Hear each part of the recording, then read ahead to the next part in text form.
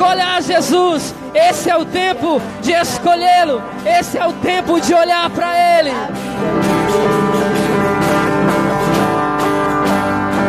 Mas eu escolho Deus. Eu escolho ser amigo de Deus. Eu escolho Cristo todo dia. Já morri pra minha vida, agora eu vivo a vida de Deus. Aleluia. Aleluia. Onde quer que você esteja nesse momento, feche os seus olhos e comece a clamar nessa noite pela presença do Senhor. Assim como essa canção diz, eu escolho Deus. Escolha Deus. Fale nesse momento aonde você está. Eu escolho Deus. Eu escolho Deus. Eu escolho viver a vida de Deus. Aquilo que o Senhor quer que eu viva, eu aceito. Aleluia. Comece a clamar nessa noite. Comece a clamar pela misericórdia do Senhor, porque Ele está a todo momento à nossa porta. Ele está a todo momento ao nosso lado, querendo nos ouvir, querendo te ouvir. Escolha o Senhor todos os dias. Escolha o Senhor todos os dias. Nós te escolhemos, Senhor Jesus. Nós te escolhemos todos os dias da nossa vida, Pai amado. Toma o controle da nossa vida, Deus. Toma o controle, a direção.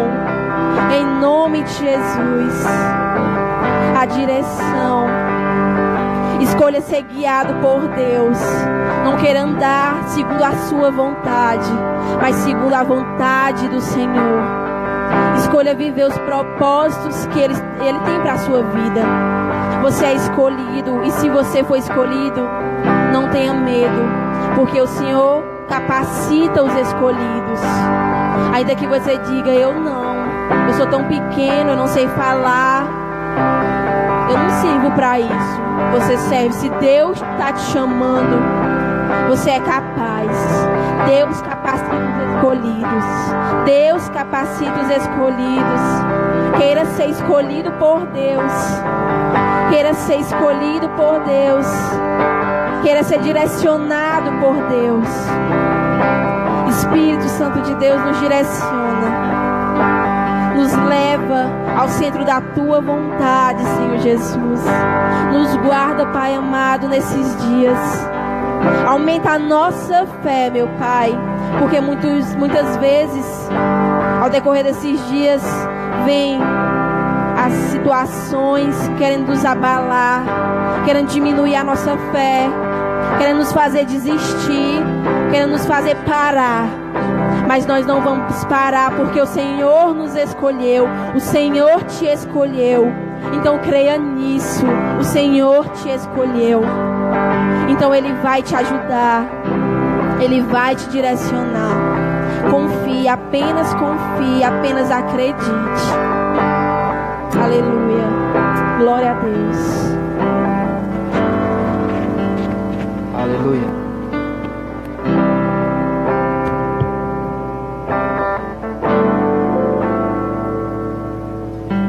Glória a Deus. Aleluia, aleluia. Glória ao nome de Jesus. Exaltado o seu nome, glorificado a tua palavra. Nós te bendizemos, Espírito Santo. Nós te agradecemos, Espírito Santo. Nós te louvamos, nós te louvamos. Obrigado, Senhor, pela tua palavra que é viva dentro de nós. Nós queremos, Senhor, todos os dias ser aquilo que a palavra fala que nós precisamos ser. Nós queremos nos tornar o que a palavra diz que nós precisamos nos tornar. Nós queremos fazer o que a palavra diz que nós precisamos fazer. Nos ensina, Jesus, a ser como tu eras.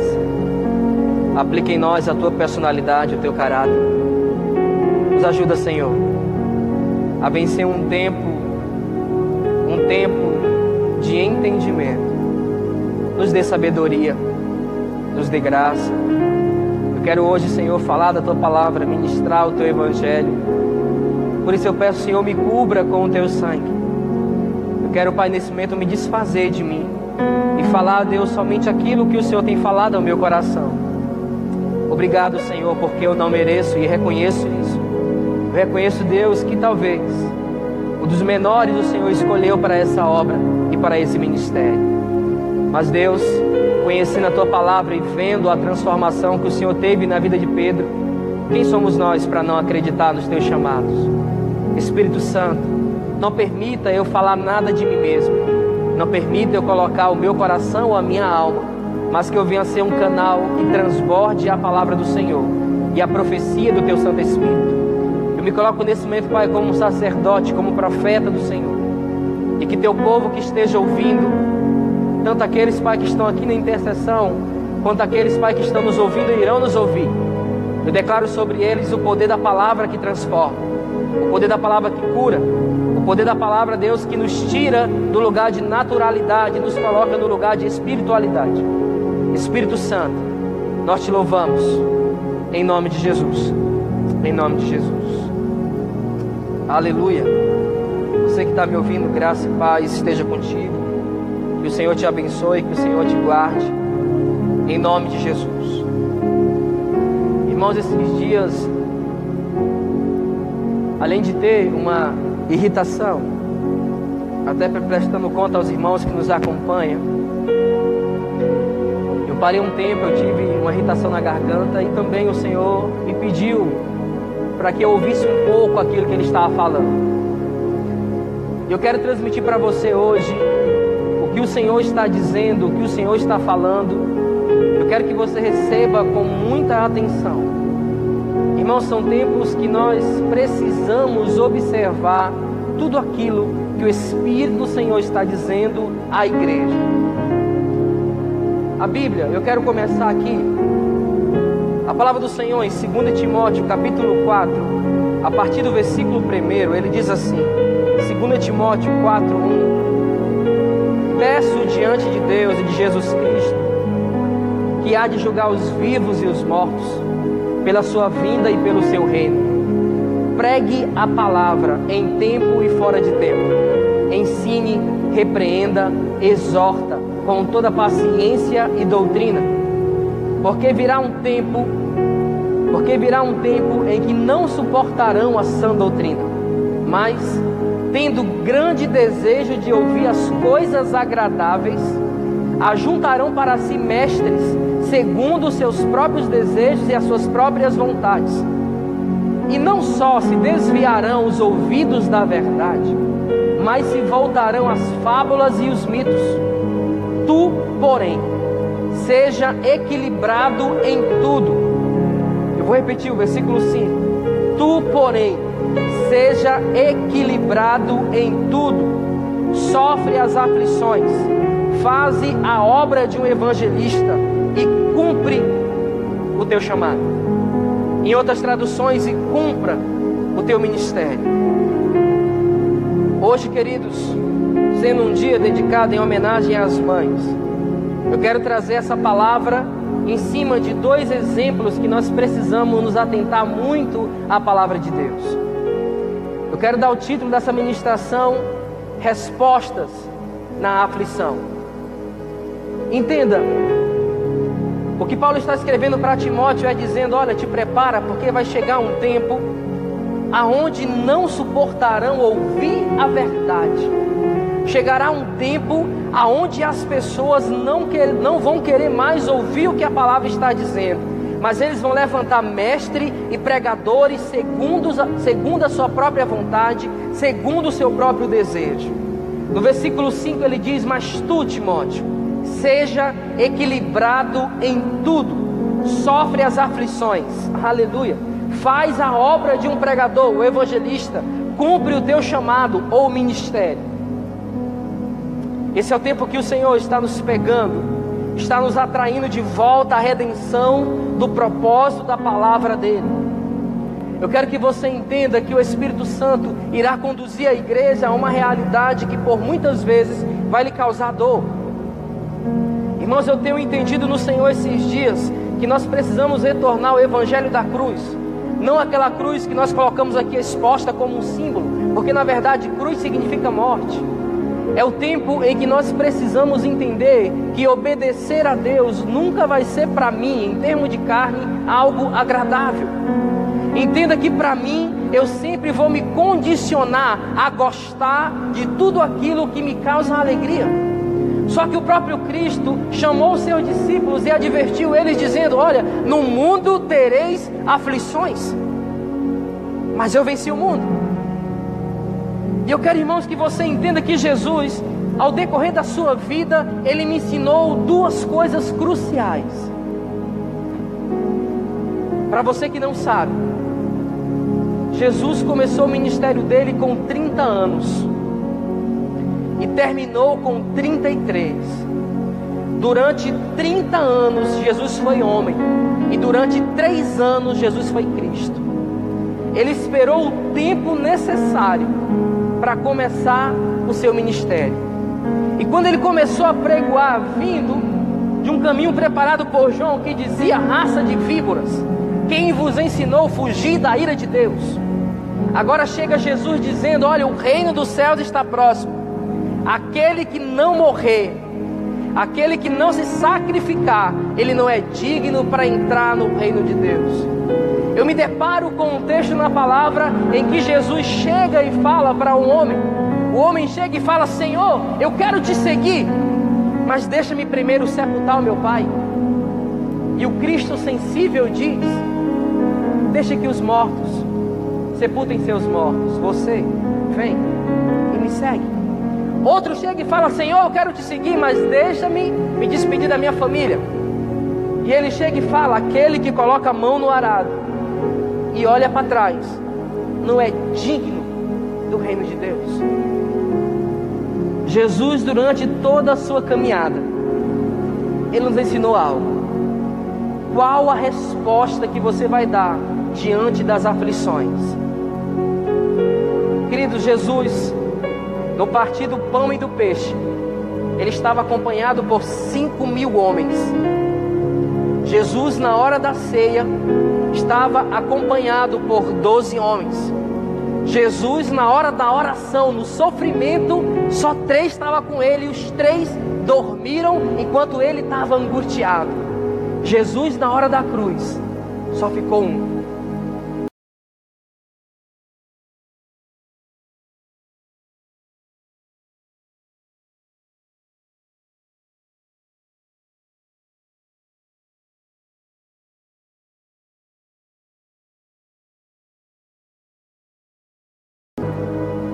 Jesus, por mais que Ele, na hora da multiplicação dos pães e dos peixes, 5.000 homens estavam com Ele, mas na crucificação só tinha um, João.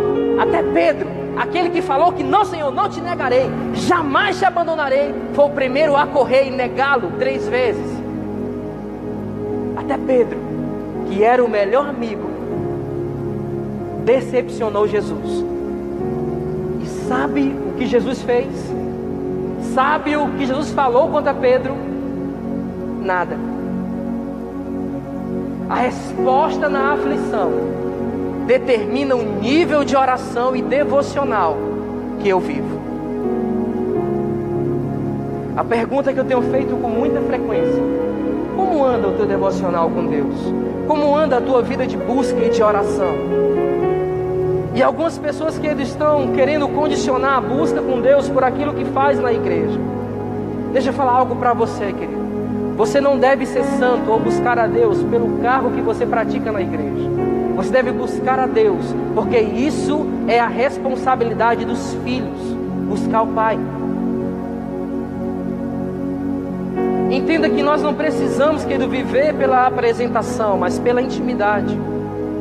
E essa intimidade, querido, me leva cada vez mais perto daquilo que Jesus é.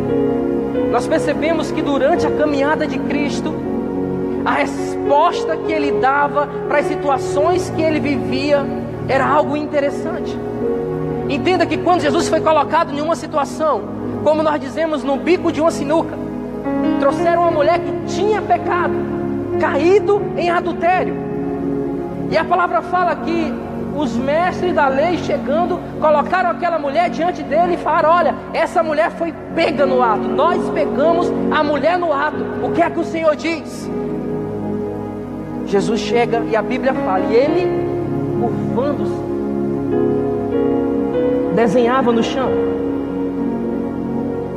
Eu gosto de João porque ele traz uma palavra que nenhum outro evangelho traz. Ele diz: e de tanto insistirem, Jesus respondeu: quem não tem pecado, que atire a primeira pedra. No momento em que você for questionado, pare para pensar antes de responder. No momento que você for inserido em uma condição de aflição, respira, para que você possa manifestar não a sua vontade, mas a vontade de Deus.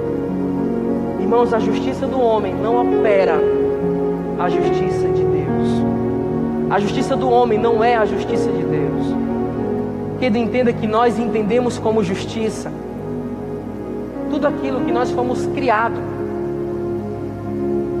Eu não vou entrar muito nesse caso, mas esses dias um famoso, inclusive piauiense, se separou. E ele ficou revoltado porque uma conselheira cristã colocou um post dizendo: nossa, que lindo que a separação deles foram amigável, pacífica. Ambos postaram no seu Instagram uma foto, linda declaração deles dois. Só que a conselheira cristã falou assim: por mais que seja romântico e bonito, continua sendo errado. Porque aquilo que Deus uniu, que não separe o homem. Aí ele, porque ele tem uma música, e aqui fique ligado para a igreja, que essa música é desse humorista. Ele fez uma música que diz: eu quero ser como Jesus, como um girassol. E ele fala: eu prefiro acreditar no Jesus que só prega o amor, porque ninguém conhece o meu coração. E eu entendo, querido, que não foi um julgamento da mulher, não sei se é pastora, mas a verdade é que Jesus, quando foi questionado sobre divórcio, ele disse: Moisés escreveu isso por causa da dureza dos vossos corações, mas o que Deus uniu, o homem não separe. Todo casamento dentro do projeto e do plano de Deus, ele tem que durar. Entenda, não pelas suas facilidades, mas porque o casal entendeu que a vida deles não é para ter felicidade, mas é para ter propósito. Eles têm que cumprir o propósito. Você que é mulher, você que é mãe, entenda que esse é o tempo da sabedoria, de discernir o que o Senhor falou. E a primeira mãe que eu quero trazer hoje, para que nós venhamos analisar a atitude e a resposta que essa mulher deu, é a mãe que todo mundo conhece e admira, Ana, mãe do profeta Samuel. 1 Samuel capítulo 1 versículo 9 diz assim: então Ana se levantou, depois que comera e bebera em Siló, e Eli, sacerdote, estava sentado numa cadeira junto ao pilar do templo do Senhor. Ela, pois, com amargura de alma, orou ao Senhor e chorou muito, e fez um voto a Deus dizendo: ó Senhor dos céus, se deveras atentares para a aflição da tua serva, e de mim se lembrares, a tua serva não te esquecerás, mas lhe darás um filho varão.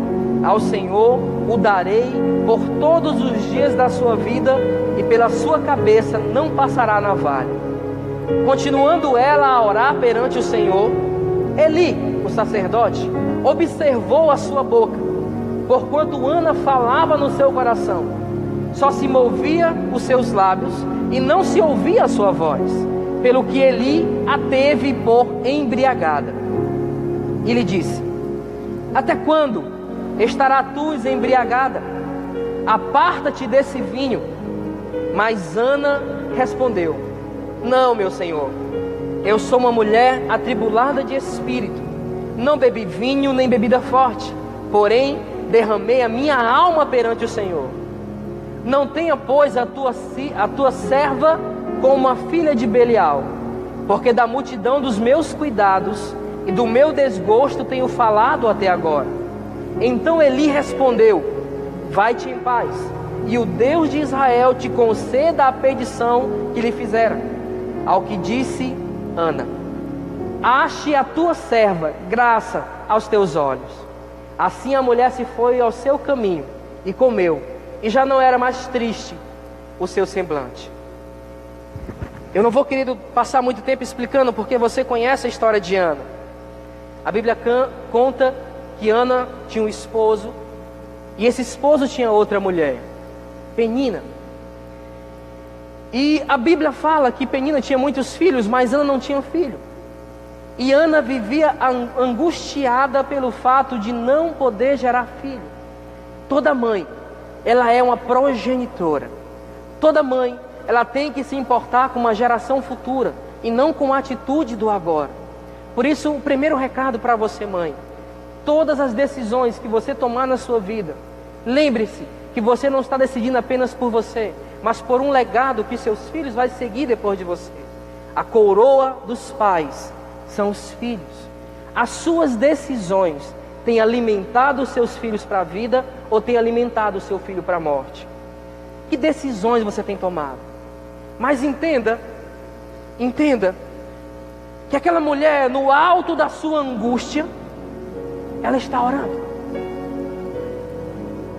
ela está clamando, e de repente o pastor da igreja, o líder maior, Eli, sacerdote, vê ela no canto chorando. E a atitude daquele homem de Deus foi julgar Ana pela atitude, porque ele estava vendo a boca de Ana se movendo, mas a Ana não tinha voz. E no primeiro momento, irmãos, olha o que o sacerdote diz: mulher, larga essa cachaça. Mulher, larga essa bebida. Agora eu quero que você imagine uma mãe. A Bíblia não nos dá detalhe de quanto tempo, mas eu acredito que tinha um bom tempo que ela não conseguia engravidar. Agora ela está ali na igreja orando.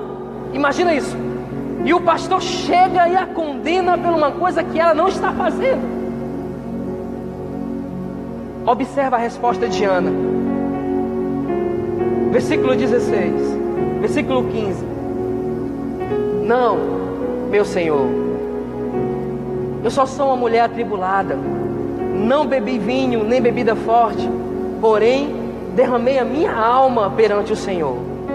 Não tenha, pois, a tua serva, a NVI diz assim: não tenha, pois, a tua serva como uma mulher vadia, porque da multidão dos meus cuidados e do meu desgosto eu estou falando assim. Querido, imagina alguém no meio de uma aflição, passando uma adversidade, uma condenação constante. Todo dia tem alguém apontando ela em casa. Todo dia a outra mulher do marido está dizendo: você não engravida, você não pode ter filhos. Quem é você? Eu tenho vários. Você não tem propósito porque você não pode gerar. E um dia essa mulher está na igreja, chega alguém que deveria ter dado uma palavra de consolo, e a primeira coisa que ele chega e fala: mulher, larga essa cachaça. Mas a estupidez de Eli não deve revelar, e não revelou, a incapacidade espiritual de Ana. Porque Ana soube responder, e com honra: não, meu Senhor, não julgue a tua serva, sendo ela uma vadia, porque apenas a minha alma está angustiada. A Bíblia não conta, mas eu imagino, Eli deve dar um passo para trás. Imaginou a cabeça: Jeová, me perdoe, eu julguei. O que constrange é o amor. E isso é uma das coisas que Deus mais tem falado ao meu coração. O que nos constrange nunca foi a cobrança de Deus, mas foi o amor de Deus. E nós, como igreja, aprendemos tanto a condenar e nunca amar, ou procurar entender o outro lado. Naquele momento, Ana, ela não parou para revidar a sua alma aflita. Mulher, larga essa cachaça, me respeita. Eu sou a mulher de Deus. Quem és tu? Sacerdote. Ana teve uma resposta espiritual no momento da aflição que ela estava passando. Meu Senhor, não julgue a tua serva. Porque não é errado você voltar para trás e se arrepender. Errado é você não se consertar quando Deus está sinalizando. Filha, vá em paz, e que o Senhor Deus te conceda o que você está pedindo. Ana descobriu a resposta. No momento da crise, ela não carnalizou a expressão da alma, mas ela verbalizou o que tinha no espírito. Honra, respeito, mansidão, porque são os mansos que vão herdar a terra. Aleluia. E conforme falou o sacerdote, assim aconteceu. E Ana deu um filho, ninguém mais, ninguém menos do que o profeta Samuel. As respostas que nós estamos dando mediante a crise determinam o nível de maturidade que nós estamos vivendo. Irmãos, eu quero agora lembrar com você outra mãe que também me chama muita atenção.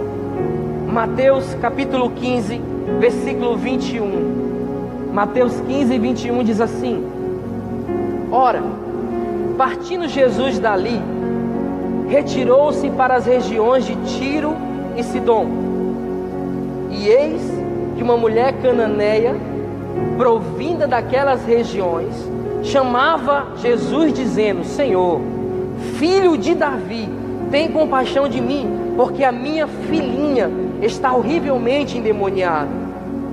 Contudo, irmãos, se atente para o versículo 23. Contudo, Jesus não lhe deu nenhuma palavra. Chegando-se, pois, a ele, os seus discípulos rogaram dizendo: Senhor, mande essa mulher embora, porque vem atrás de nós nos perturbando. Respondeu-lhe então Jesus, versículo 24: Não fui enviado, senão as ovelhas perdidas da casa de Israel. Então, rompendo a multidão, chegando a ele e adorando, disse: Senhor, socorre-me. Ele, porém, respondeu, versículo 26, escute isso. Jesus respondeu: Não é bom tirar o pão dos filhos e dar para os cachorrinhos. Ao que ela disse: Sim, Senhor, mas até os cachorrinhos comem das migalhas que caem da mesa dos seus donos. Então Jesus lhe disse: Mulher, grande é a tua fé, então seja feito como tu queres. E naquela hora sua filha ficou curada. Irmão, Jesus estava andando numa região. Escute, irmão, é Jesus. Jesus estava andando numa região e uma pessoa foi até Jesus pedir algo, e Jesus não deu nenhuma palavra. Pastor, por quê? Jesus foi insensível? Não, Jesus tinha propósito, e Ele revelou o propósito dele. Eu vim para os filhos perdidos da casa de Israel. Quando você vai um pouquinho mais a fundo na história, você descobre que essa mulher era cananeia, os caldeus, que não era do povo de Israel. E você sabe que o povo fora de Israel só foi alcançado com Paulo, o maior evangelista da história, que ele ganhou aqueles que eram ímpios ou os gentios. Mas essa mulher ouviu falar de Jesus e ela rompeu a multidão até chegar e começou a implorar: Senhor, socorre-me, Senhor, socorre-me. Agora eu imagino, porque a Bíblia diz que Jesus não deu nenhuma palavra, mas a mãe não desistiu de salvar o filho.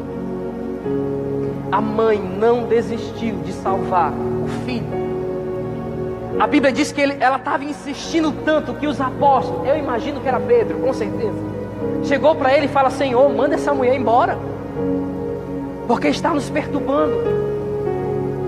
Aí o Senhor dá a resposta: olha, eu vim para os filhos perdidos da casa de Israel.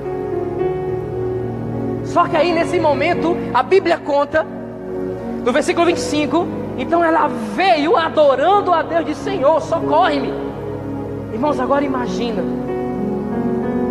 Marcos, se eu não me engano, Marcos 7:24 diz, o mesmo texto. Marcos traz o detalhe que a mulher se ajoelhou aos pés de Jesus e disse: Senhor, me socorre.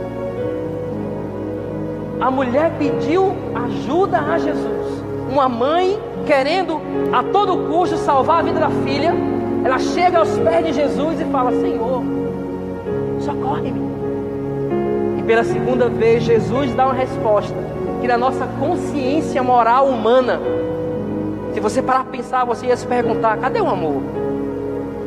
Jesus olha para ela e fala: filha, não é bom tirar o pão dos filhos e dar aos cachorrinhos. Mais uma mãe que foi aprovada pela resposta que deu na hora da aflição. Ana, quando o sacerdote chegou para Ana e julgou ela embriagada: meu Senhor, não julgue assim sua serva. Essa mulher, essa mãe, ela chega diante de Cristo e fala: mas Senhor, irmão, olha a lógica dessa mulher, olha a lógica dessa mãe. Eu creio que eu vou ser pai esse ano, em nome de Jesus. Irmãos, eu quero ver a sensação de ter um filho, porque eu sei que deve ser maravilhosa. Mas você vê que no alto do desespero, a Bíblia não conta que essa mulher, ouvindo essa frase de Jesus dizendo: não é bom tirar os pão dos filhos e dar para os cachorrinhos, a mulher não fala: Senhor, me respeite, o Senhor fez tanto milagre, custa fazer só um. Mas essa mulher pega o que Jesus fala e traz uma verdade: Senhor, o Senhor tem razão, mas até os cachorrinhos, nós temos alguns cachorros em casa, e de fato quando a gente está fazendo alguma refeição, o nome delas é Princesa, a Princesa fica no pé, na expectativa de cair um grão de arroz. Eu chego ali no chão, ela... E a mulher chega e fala: Senhor, mas até os cachorrinhos comem das migalhas que caem da mesa dos filhos. Irmão, imagina a resposta dessa mulher. Comoveu o coração de Jesus. Jesus olha para ela: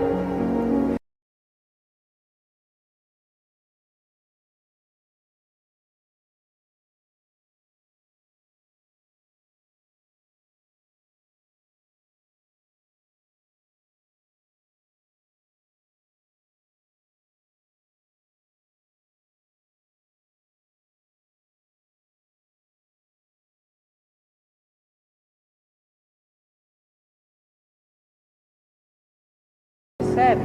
Porque vocês perdem mal. Às vezes, querido, Deus está nos dizendo algo e a nossa reação é de exteriorizar a nossa alma e não o Espírito do Senhor, que está unido com o nosso Espírito. E muitas vezes nós não temos sabedoria em lidar com aquilo que é contrário ao que nós queremos. Essa é a mensagem que eu quero dar para você hoje.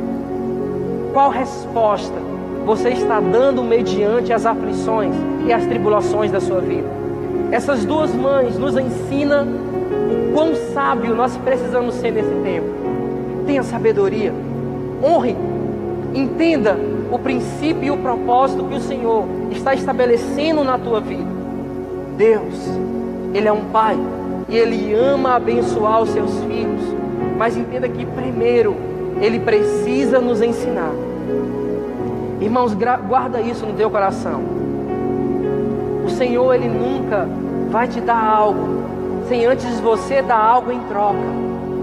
Entenda que toda vez que você pegar algo de Deus, algo seu tem que sumir.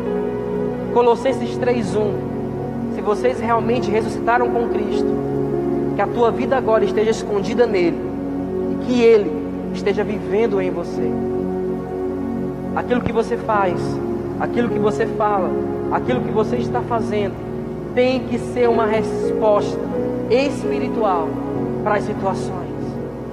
Como essas duas mães que tiveram sabedoria no momento de uma aflição, que nós também possamos ter sabedoria nesse momento, sabedoria no tempo de crise, e entender, irmãos, que nem tudo eu preciso questionar, nem tudo eu preciso brigar. No início da ministração eu li, e você pode refletir em casa depois, 2 Timóteo 4. Irmãos, tem uma parte que me chamou muita atenção. 2 Timóteo 4:4. E eles desviarão os ouvidos da verdade e se voltarão a fábulas e a mito.